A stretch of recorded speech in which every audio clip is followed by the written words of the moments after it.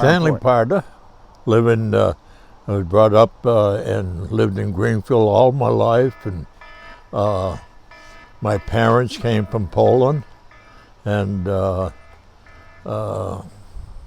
could hardly speak a word of English, but we got along pretty good, and I guess they did a good job with me.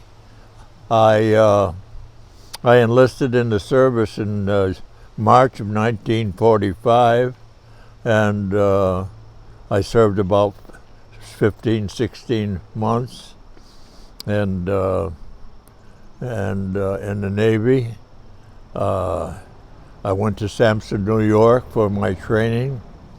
When I come out of Sampson, New York, I was shipped immediately over to Jensen, Korea, and hit different ports along the Chinese and Korean borders, Kobe, Sasebo, Shanghai, China. I was in there for 8 months, and was discharged in July of 1946.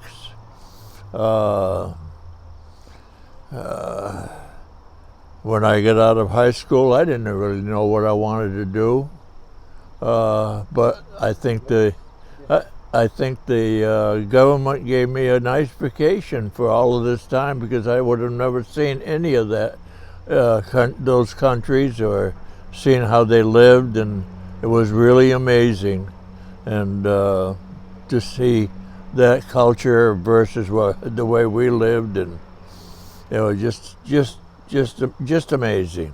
I think of how I got there, and you talk about the war was just ending when we were on a ship heading for Jensen, Korea.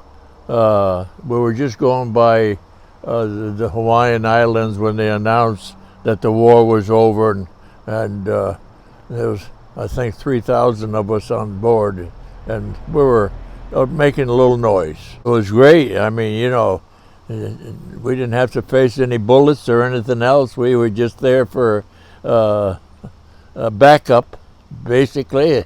That's what we joined for in the first place. We were just backup people. We knew that. We figured we'd never get into a war. Oh, man. Oh. I thought I'd never see what I'm seeing today. You talk about using different bathrooms out when we were out in the eastern parts of the country. They didn't have bathrooms. There was one big room. Women were on one side of the building, and you were on the other side of the building. And it didn't make any difference who you were or what man or woman. Yeah, that was it. No, what a big change. What a big change. But I was very pleased and happy to be able to go through all of that. In the service, I learned one thing. It says, if you're going to make a success of your life, make sure you treat the people properly. And in the service, I was called a coxswain.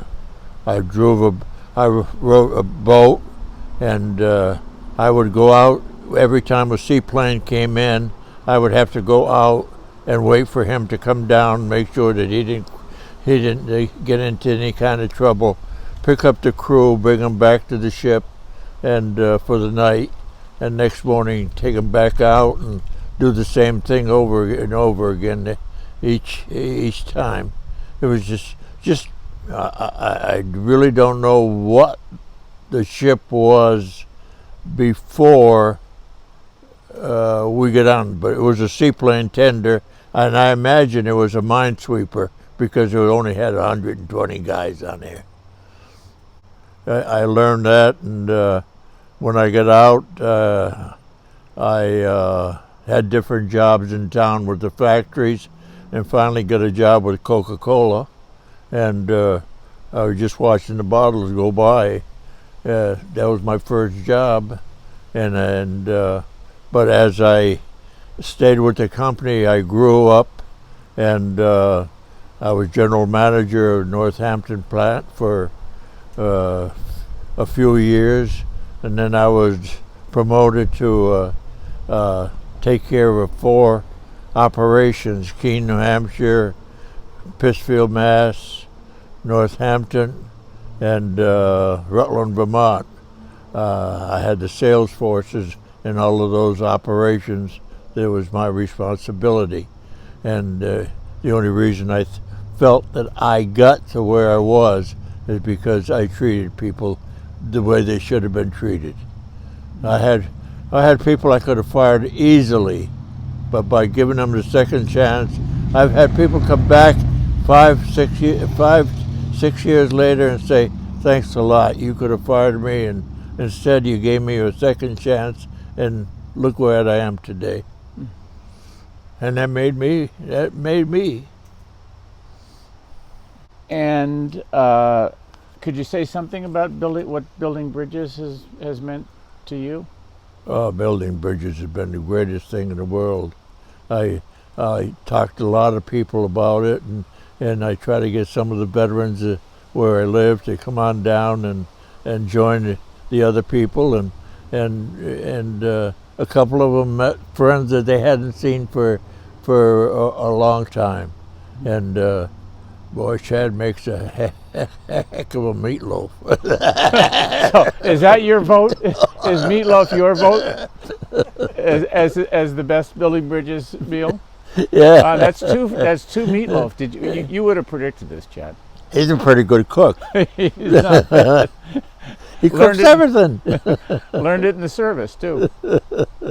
Great. Thank you. You're welcome. Great.